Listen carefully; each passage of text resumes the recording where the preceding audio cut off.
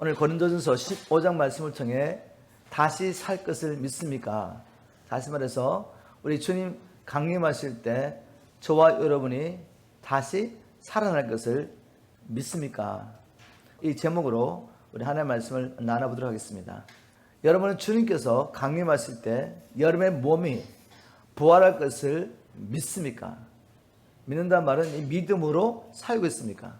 이것은 막연히 우리가 주님 오실 때 나 부활할 거야 이런 생각하면서 사는 것이 아니라 정말 이것을 믿음으로 살고 있느냐는 질문이죠. 살아있는 믿음은 반드시 그 믿는 것에 대한 증거가 따를 수밖에 없습니다. 만일 우리가 부활신앙을 가지고 산다면 분명히 부활신앙에 대한 이 삶이 우리 삶 가운데 있어야 됩니다. 그 삶이 없다면, 부활신앙을 믿는 삶이 없다면 우리는 사실은 부활을 믿지 않고 있는 것입니다. 그러면 부활신앙을 가지고 사는 사람은 어떤 삶을 살게 됩니까? 오늘 본문 말씀 가운데서 그 질문에 대한 답을 찾아보도록 하겠습니다. 바울은 오늘 본문 말씀을 통해 자신이 다시 부활할 것을 믿음으로, 예수 그리스도 안에서 다시 부활할 것을 믿음으로 나는 이렇게 살았다라고 증거하고 있습니다. 바울이 고린도전서 15장 말씀을 쓰게 된 배경은 이러합니다. 바울이 가서 복음을 전하고 고린도 교회가 세워졌는데 바울이 떠나고 난 다음에 어떤 거짓 교사들이 나타나서 하는 말이 부활은 없다고 증거했습니다. 그들이 어떻게 설득했는지 모르겠지만 바울을 통해서 바른 복음을 받았던 고린도 교회 성도들 가운데 어떤 사람은 그래 부활은 없어 라고 믿고 있었습니다. 바로 이에 대한 반박으로서 부활이 없다니 그게 무슨 말이냐, 이에 대한 반박으로 바울이 고린도전서 15장을 기록했습니다. 바울은 어떻게 이 부활이 없다는 사람들에게 부활은 있다라고 증거하고 있습니까? 부활이 없다고 주장하는 사람들에게 또 그 영향력을 받고 고린도 교회 성도들 가운데서 부활이 없다고 믿고 있는 자들에게 바울은 다시 한번 복음을 선포합니다. 이 거짓 교리에 빠져있는 사람을 각성시키고 다시 회복하는 길은 다른 방법이 없습니다. 진짜를 다시 보여주는 거죠. 고린도전서 15장 1절 제가 현대인의 성경을 읽어보겠습니다. 형제 여러분, 내가 여러분에게 전한 기쁜 소식에 대하여 다시 한번 여러분을 깨우치려고 합니다. 지금 뭔가 다시 가려고 했으니까, 그래서 부활이 없다는 말을 쫓아오고 있으니까 복음을 선포해서 그들의 영혼을 다시 깨우기를 원했던 것입니다. 여러분은 이 기쁜 소식을 받아 그 위에 여러분의 신앙을 굳게 세웠습니다. 당신들 이 진짜 복음 받고 그 복음 위에 신앙을 세웠던 사람 아닙니까? 여러분, 바른 복음을 받았다가도 우리가 얼마든지 곁길로 갈 수 있습니다. 그래서 지금 우리가 바른 복음을 깨닫고 있기 때문에 괜찮다고 생각하시면 안 돼요. 우리가 섰다고 생각하는 순간에 또 넘어질 수 있습니다. 주님 오신 그날까지 깨어서 말씀 앞에서, 복음 앞에서 늘 살아야 되죠. 바울은 왜 다시 이 복음으로 지금 부활이 없다고 주장하는 사람들을 깨우기 원했냐 하면은 고린도전서 15장 2절에 이렇게 기록하고 있습니다. 만일 여러분이 내가 전한 말을 굳게 지키고 헛되이 믿지 않으면 그 기쁜 소식으로 여러분 구원을 받을 것입니다. 이 말은 달리 말하면 복음을 받았는데 이 진짜 그 복음을 내려놓고 이 거짓된 복음, 왜곡된 복음, 부활이 없다는 이런 말을 따라가면 어떻게 된다는 거죠? 바울이 전한 복음에 굳게 서 있지 않았기 때문에, 이 말씀을 지키며 살고 있지 않기 때문에 구원을 받을 수 없다는 말이 됩니다. 우리가 왜 바른 복음을 붙잡고 이것을 끝까지 붙잡고 이 말씀에 순종하며 살아야 되느냐? 그것이 헛되이 믿지 않는 것입니다. 입으로는 믿는다고 말하면서 예수가 나의 구주고 주님이신 것을 믿는다고 말하면서도 그 삶이 따라가지 않는 것은 헛되이 믿는 것입니다. 우리가 헛되이 믿으면 아무리 복음을 믿는다고 말하지만 구원을 받을 수 없다는 말이죠. 그래서 바로 다시 한번 바른 복음을 전하면서 이 복음 위에 굳게 서도록 고린도 교회 성도들을 도전하고 있습니다. 자, 그러면 바울이 전한 복음은 무엇입니까? 3절 4절에 나옵니다. 내가 받은 것을 먼저 너에게 전하노니 이는 성경대로 그리스도께서 우리 죄를 위하여 죽으시고 장사 지낸 바 되었다가 성경대로 사흘 만에 다시 살아나사.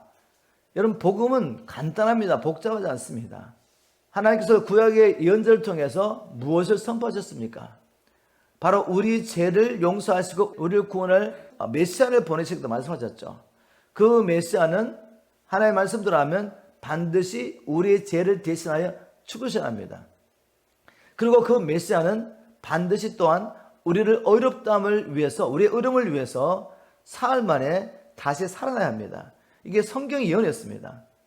바로 성경대로 그리스도가 죽으시고 성경대로 부활한 거야. 성경대로.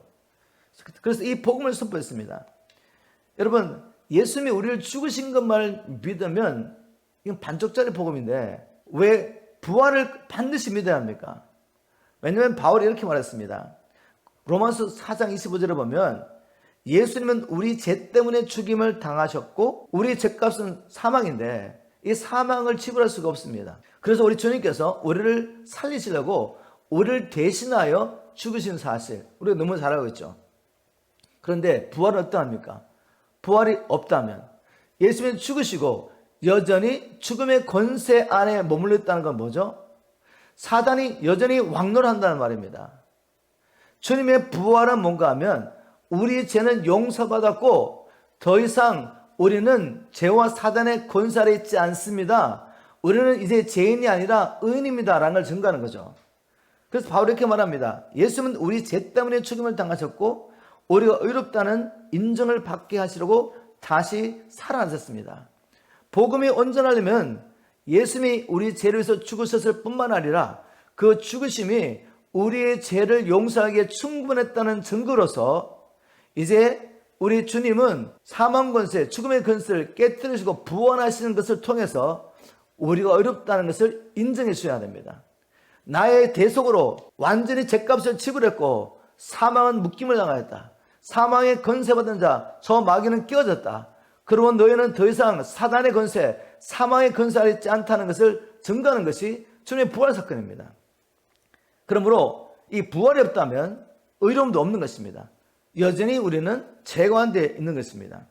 바울은 이렇게 다시 한번 복음을 선포한 다음에 부활이 없다고 주장하는 사람들에게 우리에게 여전히 살아있는 부활의 증인이 이렇게 많은데 어떻게 부활이 없다고 증거하느냐? 예수님이 부활하지 않았다고 어떻게 말할 수 있느냐? 이렇게 말합니다. 고린도전서 15장 5절부터 8절 말씀을 제가 현대의 성경으로 한번 선포하겠습니다. 이렇게 복음을 선포한 후에 그리고서 그분은 베드로에게 나타나셨고 예수는 부활하신 후에 베드로에게 나타나셨고 그 후 12 제자에게 나타나셨으며 그 다음에는 500명이 넘는 형제들에게 일시에 나타나셨는데 그들 가운데 죽은 사람도 있지만 대부분의 사람들이 지금 살아있습니다. 주님의 부활을 목격한 사람이 한두 명이 아닙니다. 베드로에게 먼저 나타나셨고 12 제자에게 나타나시고 40일 동안 부활한 몸으로 하나님 나라를 말씀하셨죠. 그리고 성경에는 고린도전서 외에는 기록되어 있지 않지만 예수님께서 500명의 형제에게 동시에 나타나셨답니다. 그리고 그 500명 중에 다수가 아직도 살아있다고 말합니다.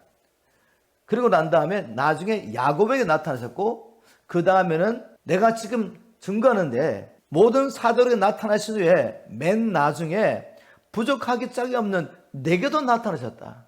내가 한때 예수 그리스도와 주를 따르는 성도들을 그리스도인들을 핍박하였지만 이는 만삭되지 못한 나, 부족하기 짝이 없는 나, 복음의 대적자인 나에게도 주님이 친히 부활한 모습을 나타냈다고 증거합니다. 이거보다 더 확실한 증거가 어디 있겠습니까?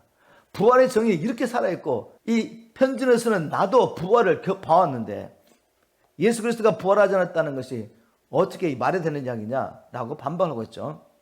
바울은 부활하신 주님께서 복음과 그리스도를 핍박하던 핍박자인 자기에게 나타나신 이 일을 증거하다가 뭘 느꼈습니까?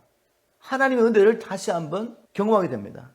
아니 나 같은 복음의 핍박자에게 주님이 나타나셔서 주님의 부활하신 모습을 보여주시고 엄청난 사명을 주셨죠. 이방인의 사도로 세우신 그 하나님의 은혜를 생각할 때 다시 그 은혜에 대해서 증거하지 않을 수 없었습니다. 그래서 15장 9절부터 10절 이렇게 말하죠. 나는 사도들 중에 가장 보잘것없는 사람이며 하나님의 교회를 박했기 때문에 사도라고 불릴 자격마저 없습니다. 그러나 오늘 내가 이렇게 된 것은 하나님의 은혜로 된 것이며 내게 주신 그분의 은혜가 헛되지 않아 내가 다른 모든 사도들보다 더 많이 일했습니다. 그렇지만 그것은 내가 한 것이 아니라 나와 함께 하신 하나님의 은혜였습니다. 하나님의 은혜를 선포하지 않을 수 없었습니다. 하나님의 대적자 영원히 멸망받을 수밖에 없는 자기도 나타나셔서 바울의 죄를 용서하시고 이 놀라운 직분을 맡기신 하나님을 생각할 때 그 은혜에 대해서 다시 한번 전가하지 않을 수 없던 것이죠. 저도 이 말씀을 묵상하면서 주님의 은혜를 다시 기억하게 됐습니다. 정말 저는 저희 집안에서도 가장 모자란 자고 부족하기 짝이 없는 자고 또 이 한국말도 어눌하게 잘 할 수 없는 그런 자를 주님이 불러주셨어요. 이 복음을 전가하게 하실 뿐만 아니라 한국말도 제대로 못하는 저를 세워서 영어로 우리 자녀들에게 복음을 전가하게 하시고 열방을 다니며 복음을 선포하게 하시는 그 하나님을 생각할 때 정말 나의 나 된 것은 하나님의 은혜라고 고백할 수밖에 없습니다. 주님을 만나고 난 다음에 제게 부흥에 대한 갈망을 허락해 주셨습니다. 예수때에 하나님께서 행하신 이 놀라운 부흥을 보면서 주님, 주님께서 행하신 그 놀라운 일을 오늘 이 시대도 행하게 해달라고 주님 앞에 기도하기 시작했고 1997년에 선포를 시작해서 지금까지 계속 이 사역을 하게 했습니다. 여러분, 이렇게 제가 멈출 수 없이 부흥을 사모하면서 기도하시는 것이 제가 하는 일이겠습니까? 제 안에 계신 주님께서 은혜로 저를 택하여 주시고 부족한 입술이지만 이 입술을 통해 선포하게 하시는 것입니다. 이걸 생각할 때 하나님의 은혜일 뿐입니다. 제가 이 복음을 들고 이렇게 열방을 섬길 수 있는 것, 부흥을 외치며 이렇게 기도할 수 있는 것은 주님이 나와 함께 하신 하나님의 은혜입니다 라고 고백할 수밖에 없습니다. 오늘 아침에 다시 한번 여러분을 만나주시고 죄 가운데서 구원하시고 하나님의 자녀를 삼아주시고 하나님 나라를 유업으로 주시겠다고 약속하시고 또 무엇보다도 하나님이 하시는 이 하나님 나라를 이루어가는 이 역사를 여러분에게 맡겨주신 그 하나님을 생각할 때 이 은혜에 감사하는 시간이 되기를 주님으로 축복합니다. 바울은 계속해서 부활이 없다고 주장하는 사람들을 향해 만일 부활이 없다면 이라고 말하며 이렇게 반박합니다. 바울이 뭐라고 말했습니까? 만일 부활이 없다면 우리의 전도, 여러분의 믿음도 모두 헛것입니다 라고 말하며 14절에 15절 이렇게 말합니다. 현대는 성경, 만일 그리스도께서 다시 살아나지 못하셨다면 우리의 전도와 여러분의 믿음도 헛되고 맙니다. 더구나 하나님이 그리스도를 다시 살리셨다고 우리가 증거했기 때문에 우리는 하나님의 거짓 증인이 될 것입니다. 만일 부활이 없다면, 만일 죽은 사람이 다시 살아나지 못한다면 하나님의 그리스도를 다시 살리지 않으셨을 것입니다. 여러분, 부활이 없다면 어떻게 됩니까? 우리는 예수 그리스도를 믿음으로 영생을 얻게 되며 또 그리스도 안에서 장차 이 땅에 임할 하나님 나라를 상속받아 그리스도와 함께 그 나라를 영원히 통치할 것입니다. 이 약속을 경험하려면 무엇이 꼭 필요하죠? 우리가 부활해야죠. 우리가 죽고 사라진다면 하나님께서 하늘과 땅에 하나님 나라를 완성하시고 난 다음에 우리가 저 하늘나라에서 영으로 하나님 나라를 누리고 있는 게 아닙니다. 이 땅에 내려와서 새하늘과 새 땅을 하나님이 창조하실 때 바로 이 땅에서 그리스도와 함께 영원히 통치하게 됩니다. 그런데 만일 부활한 몸이 없다면 어떻게 우리가 이 하나님 나라를 상속받고 다스릴 수 있냐 이 말이죠. 그래서 만일 부활이 없다면 제가 전한 이 복음도 헛것이며 우리가 이 복음을 믿음으로 하나님 나라와 또한 영생을 갈망하며 소망하며 기도했는데 그 믿음이 다 헛것이라는 것입니다. 그러면서 부활은 반드시 필요하다라고 말합니다. 또 바울은 만일 부활이 없다면 이 복음 때문에 핍박과 환난을 무릅쓰고 지금 복음을 전하고 있는 바울과 또 전도자들, 참된 그리스도인들은 세상에서 가장 불쌍한 사람이다 라고 말합니다. 19절에 이렇게 말합니다. 만일 우리가 그리스도 안에서 바라는 것이 이 세상뿐이라면 우리는 그 누구보다도 불쌍한 사람입니다. 왜 부활이 없다면 복음 전하는 일을 위해서 생명을 걸고 인생을 바친 진짜 그리스도인들, 바울 이런 같은 사람들이 이 세상에서 가장 불쌍한 사람입니까? 왜냐하면 바울은 복음 때문에 가는 것마다 핍박과 환난을 경험했습니다. 복음을 전하는 것 때문에. 30절 31절 또 무엇 때문에 우리가 끊임없는 위험을 당해야 합니까? 부활이 없다면, 내가 주님의 죽으심과 부활을 증거하는 이 복음 증거하는 것 때문에 가는 것마다 생명의 위협을 내리고 온갖 핍박과 화를 받고 있는데, 주님이 죽으시고 부활하신 이 사건이 사실이 아니라면 내가 왜 이렇게 환난과 핍박을 받고 있겠느냐 이 말이죠. 31절에 보니까, 형제 여러분, 우리 주 그리스도 예수 안에서 내가 여러분을 자랑스럽게 생각하는 만큼 확실하게 말하지만 나는 날마다 죽습니다. 부활이 없다면 날마다 죽을 일이 없습니다. 왜 자기를 부인하고 날마다 십자가를 지고 하나님께 순종하는 이 삶을 삽니까? 왜 날마다 나를 복종시켜야 하냐 이거죠. 부활이 없다면. 바울은 고린도서에서 그가 이 복음을 따라 살면서 주님의 죽으심과 부활하심을 믿고 증거하는 이 삶을 살면서 어떤 어려움을 당했는지 자세히 기록하고 있습니다. 고린도후서 11장 23절부터 27절을 제가 한번 읽어보겠습니다. 바울이 이 복음 때문에 주님이 죽으시고 부활하셨다는 이 사건을 선포하면서 얼마나 큰 박해를 받았는지 이렇게 고백하고 있습니다. 그들이 그리스도의 일꾼입니까? 나를 정신병자라 보겠지만 나는 더욱 그렇습니다. 나는 그들보다 더 많이 수고했으며 여러 번 갇혔고 매도 수없이 맞았으며 죽을 고비도 여러 번 겪었습니다. 나는 유대인들에게 39대의 매를 5번이나 맞았으며 무엇 때문에? 복음 때문에. 또 3번이나 몽둥이로 맞았고 1번은 돌에 맞았으며 3번이나 파산하였고 밤낮 하루를 꼬박 바다에서 헤맨 일도 있었습니다. 나는 여러 번 여행하면서 강의 위험과 강도의 위험과 동족의 위험과 이방인들의 위험과 도시 위험과 광야의 위험과 바다의 위험과 거짓 선자들의 위험을 당했습니다. 또 수고하고 애쓰며 뜬 눈으로 밤을 지새운 적도 여러 번 있었고 줄이고 목마르며 수없이 굶고 추에 떨며 헐벗기도 했습니다. 왜 이런 고생을 다 했습니까? 복음 때문에. 그런데 부활이 없습니다.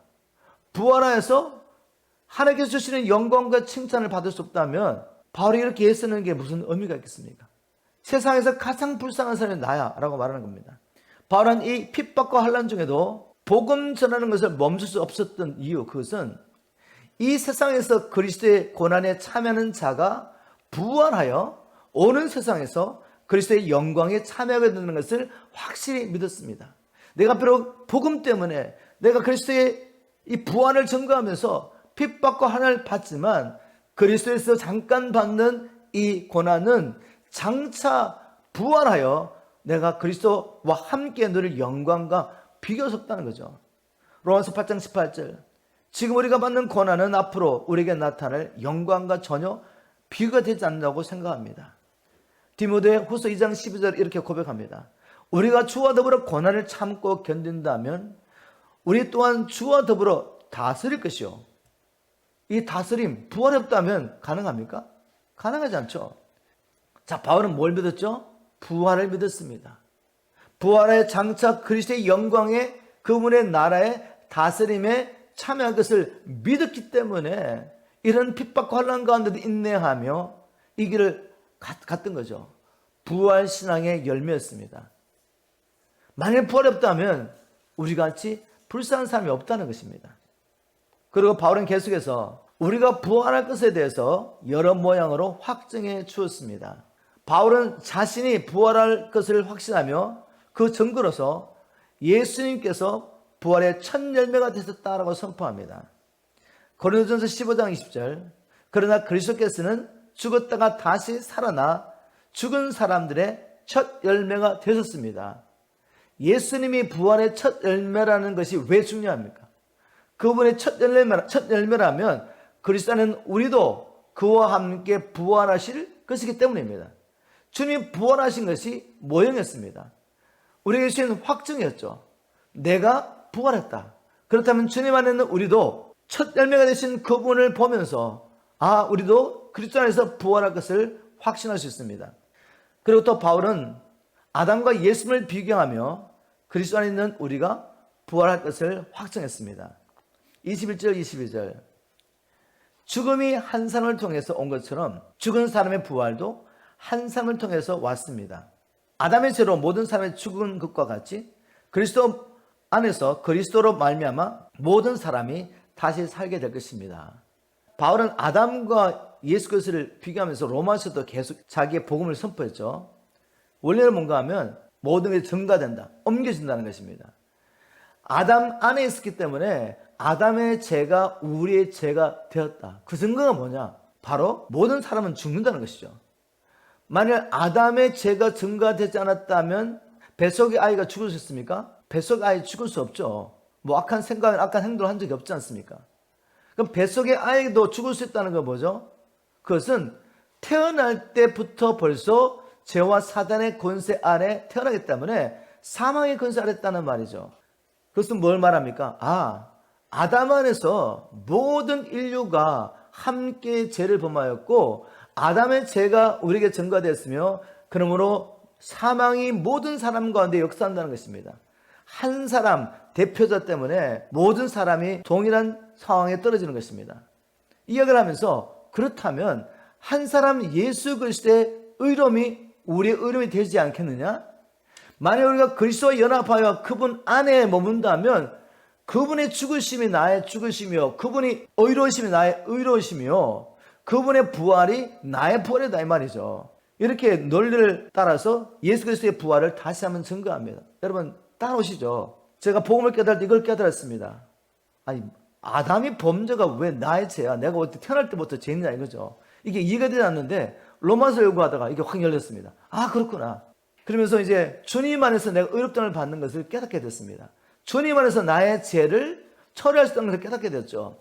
그래서 주님 안에서 우리가 부활할 수 있다는 것을 알게 됐고 주님 안에서 주님의 권세가 내게 증가되는 걸 알게 됐습니다. 그래서 이제는 그리스도와 함께 권한을 받다가 이제는 그분과 함께 하나님 나라를 유업을 받으며 영광과 다스림에도 참여할 것을 알게 됐죠. 이게 안에 있는 비밀을 깨닫는 것입니다. 부활 확실합니다. 왜? 주님이 부활하셨기 때문에 우리도 그 안에서 부활할 수 있다. 그리고 또 바울은 이렇게 말합니다. 하나님 나라의 온전한 회복을 위해서는 그리스도 안에서 우리의 부활이 선행되어야 된다. 우리 하나님께서는 지금 뭐라고 계시죠? 하나님 나라를 창세로부터 이루고 계시는데 그 주님께서 이루고 가신 하나님 나라가 완성되려면 반드시 우리 믿는 자들의 부활이 있어야 한다는 것이죠. 23절, 24절 이렇게 설명합니다. 그러나 부활에는 각자 자기 차례가 있습니다. 첫째는 첫 열매이신 그리스도이고 다음은 그리스도께서 다시 오실 때 그분을 믿었던 모든 성도들입니다. 부활의 순서가 있는데 먼저 그리스도가 부활이 되고 그 다음에 예수 안에 있는 우리 모든 믿는 자들이 주님께서 다시 공중 강림하실 때 부활할 거라고 말합니다. 그리고 end time, time 스케줄 말합니다. 이 부활이 있고 난 다음에 모든 성도들의 부활이 있고 난 다음에 24절에 현대의 성경에 이렇게 번역했습니다. 그런 다음에 세상에 종말이 올 것이며 그때 그리스도께서는 영계, 영적인 세계와 지상의 모든 통치권과 권세와 능력을 없애버리고 나를 아버지 하나님께 넘겨드릴 것입니다. 이게 최종적인 목적이죠. 지금 하늘과 땅을 하나님 모두 창조하셨는데 하늘에 있던 어떤 존재가 타락하며 하나님을 대적해가지고 그 마귀라는 존재, 사자라는 존재가 천사 3분의 1까지 미혹해서 그와 함께 타락합니다. 그리고 이 지상계로 돌아가지고 하나님의 형상을 따라 지음받은 사람을 미혹해서 그도 타락시키죠. 그리고 그 안에 태어난 모든 사람들이 죄와 사단의 권세를 태어나가며 이 지금 지상 물질세계에 누가 임금으로 통치하겠습니까? 마귀가 통치하고 있죠. 그에게 권세를 받은 권세자들, 그죠? authority and powers, 한국말로 뭔지 모르겠는데, 그리고 하늘에 있는 악한 영들, 이런 자들이 권세를 줘가지고 지금 이 땅의 세계를 지배하고 있습니다. 지금 공중에 잡은 자들이 있고 그에게 권세를 받은 사람들이 또 이 땅에서 땅을 정복하고 다스리고 있는데 하나님의 뜻이 아니라 마귀의 영감을 따라서 다스리고 있습니다. 그런데 이 나라를 하나님께서 완전히 회복하기를 원하시죠. 예수 그리스도 안에서 하늘과 땅이 통일되는 하나님 나라가 완성되는 그 날을 바라보며 지금도 쉬지 않고 일하시는 과정 가운데 하나님 나라가 완성되려면 반드시 예수 그리스도의 부활이 필요하고 그 부활 때문에 그 안에 있는 모든 하나님의 백성들이 부활해야지 하나님 나라 백성이 준비되어야지 세상의 역사가 끝이 나고, 그리고 지금 하나님을 대적하는 영계와 지상에 이들의 영향을 받고 하나님을 대적하는 이 모든 자들의 심판이 이루어지며 하나님 나라가 회복되어서 아버지께 돌아갈 것이다 라고 말합니다. 자, 그래서 부활이 왜 중요한지 아시겠죠? 하나님 나라 완성되려면 하나님의 백성들이 온전히 회복돼야 되고, 그를 위해서는 우리의 영뿐만 아니라 이 죽을 몸도 회복돼야 하는 것입니다. 죄가 없는 몸으로 온전히 회복돼야 합니다. 그리고 난 다음에 바울은 이제 죽은 자가 어떻게 다시 살아나며, 만일 다시 살아난다면 어떤 몸을 가지고 살아나느냐, 죽은 자가 어떻게 살아나며 살아난다면 어떤 몸을 가지고 다시 부활하느냐, 이 질문이죠. 이렇게 묻는 사람에게 이렇게 대답합니다. 바울은 씨앗이 죽어 완전히 다른 형체가 되는 것처럼 땅에 속한 몸이 죽어야 하늘에 속한 몸, 땅에 속한 몸과 완전히 다른 하늘에 속한 몸을 가지게 된다 라고 말하며 35절부터 38절까지 이렇게 말합니다.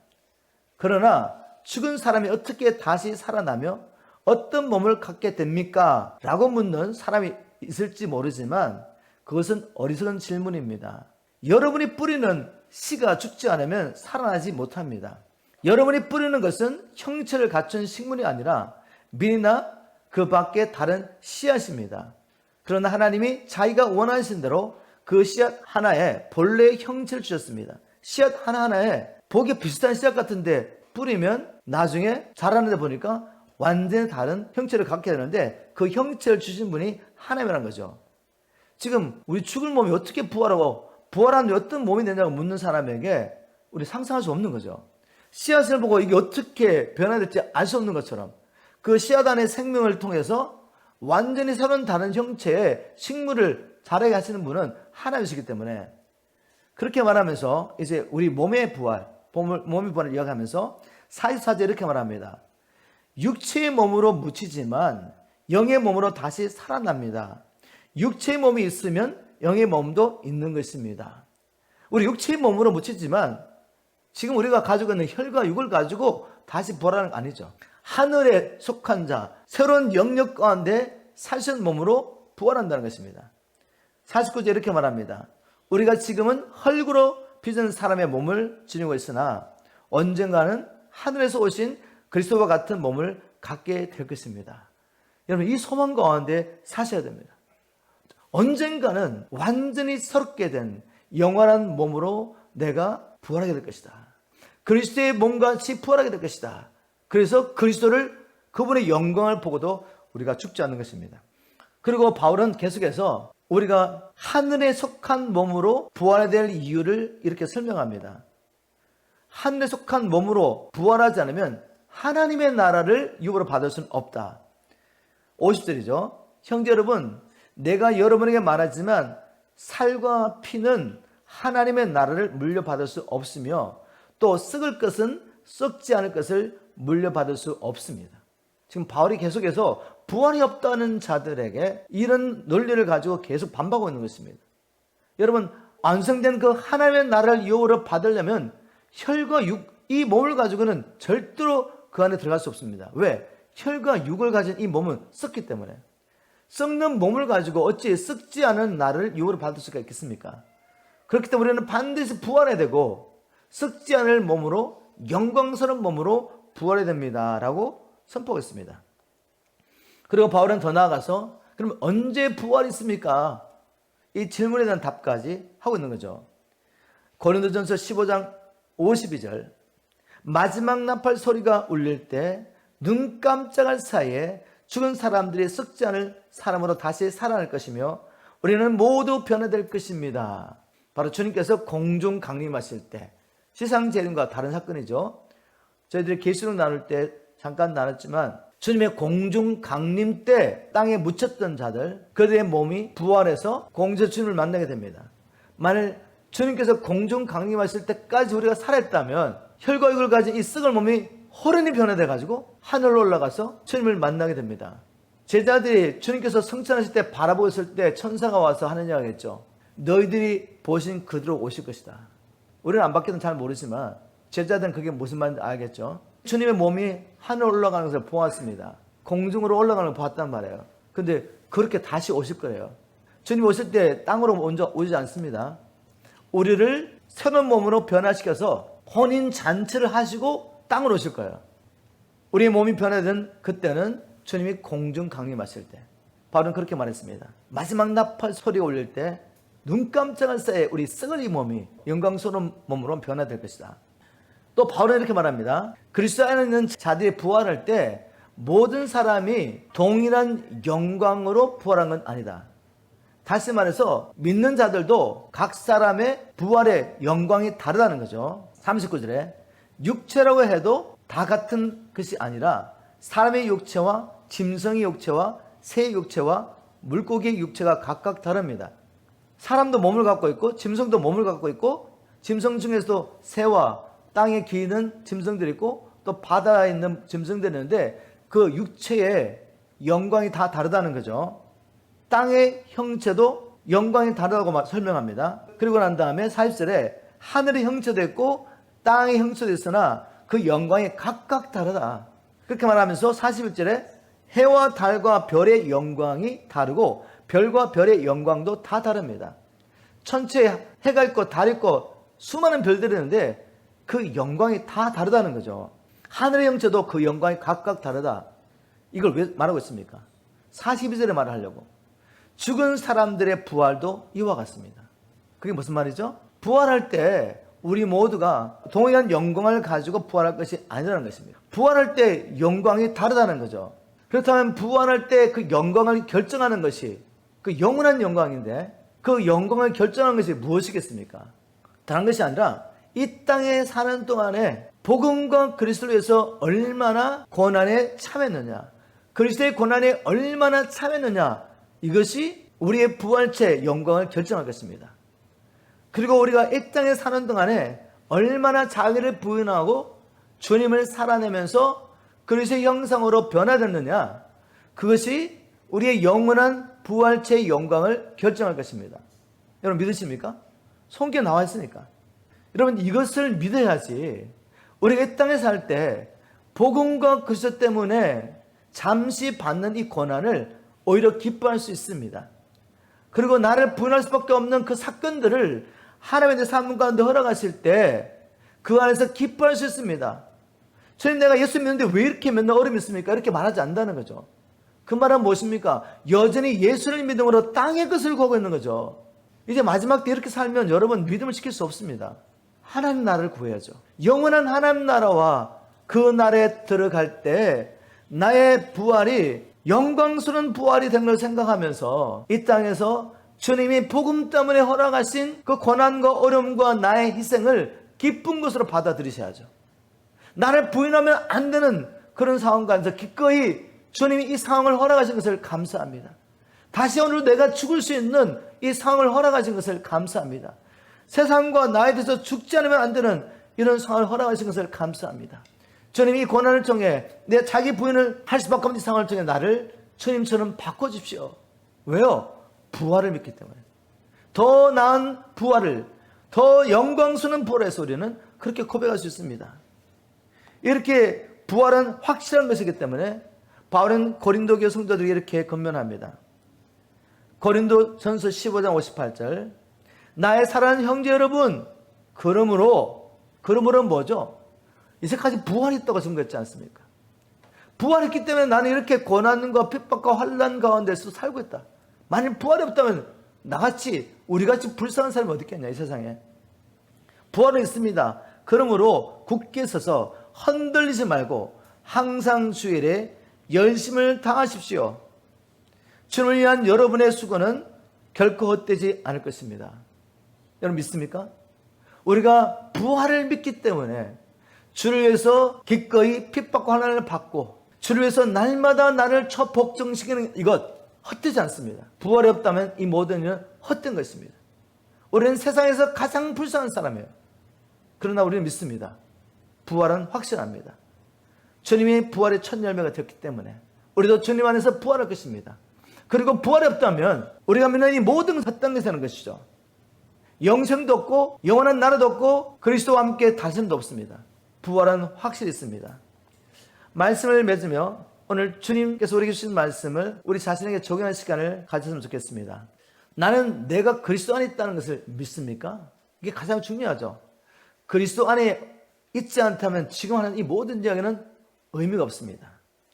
먼저 우리가 그리스도 안에 있느냐 이거죠. 그리스도 안에 있다면 우리는 그리스도 안에서 부활할 것을 여러분 믿습니까? 나도 그리스도 안에서 부활할 것을 믿느냐 말이죠. 내가 만약 그리스도 안에서 부활할 것을 믿는다면 부활 신앙에 대한 분명한 증거가 나에게 있느냐, 우리가 지금 어떻게 살고 있는지 우리 자신을 점검하는 것입니다. 그냥 막연하게 부활이 있을 거야 라고 생각하는데, 정말 부활을 믿는다면 어떻게 살죠? 바울처럼 복음과 그리스도에서 핍박과 환난을 받는 것을 기뻐할 수 있습니다. 바울처럼 날마다 자기를 복종시키는 것을, 이걸 억울하면 생각하지 않는단 말이에요. 왜 나만 이렇게 살아야 돼? 왜 이렇게 힘들게 살아야 돼? 이런 말 하지 않습니다. 이것이 나에게 영광스러운 부활을 가져줄 것을 아는 것입니다. 오늘 이 시간 우리가 다시 한번 예수님이 선포하셨고 사도들이 선포했던 우리가 복음 앞에 서기를 원합니다. 그 복음은 무엇입니까? 무엇이 기쁜 소식입니까? 주님이 나를 위해서 죽으시고 부활하셨기 때문에 이제는 하나편 내가 어렵다함을 받았고, 이제는 내가 주님 안에서 죄와 사단의 권세에서 해방되었으며, 주님께서 내게 성령을 보내셨기 때문에 내게 막전히 사명을 다 감당하셨다는 것을 믿는 것입니다. 무엇보다도 영원히 죽을 수밖에 없는 나를 살리시려고 독생 주신 이 하나님의 사랑, 이 은혜에 감격하여 우리가 처음 주님 만났을 때 어떻게 고백했습니까? 주님, 이제 나의 생명을 주님께 드립니다. 복음을 위해서 그리스도와 함께, 주님과 함께 내가 어디든지 가기를 원합니다. 어떤 핍박과 환난에 할지라도 주님, 나의 생명을 주님께 드립니다 라고 고백했죠. 왜? 성령을 통해 복음이 깨달아졌기 때문에. 다시 한번 우리가 오늘 시간에 복음 앞에 서는 시간이 필요합니다. 그리고 다시 한번 우리가 우리 생명을 하나님께 드리되 기꺼이 부활 신앙 때문에 드리는 이 시간이 되기를 간절히 소원합니다. 이렇게 우리가 다시 한번 새롭게 복음 앞에 서서 다시 우리의 생명을 드리며 복음을 살겠다고 고백할 때 하나님께서 어떻게 하시겠습니까? 다시 한번 처음 우리가 주님 만났을 때 바로 그 은혜를 우리에게 부어주십니다. 그리고 살게 하실 줄 믿습니다. 주님 오시는 그날까지 우리가 이 성령의 충만함을 사모하며 하나님 앞에 나아가 기도하며 주신 사명을 다 감당하고 하나님 앞에 서게 되기를 주님으로 축복합니다.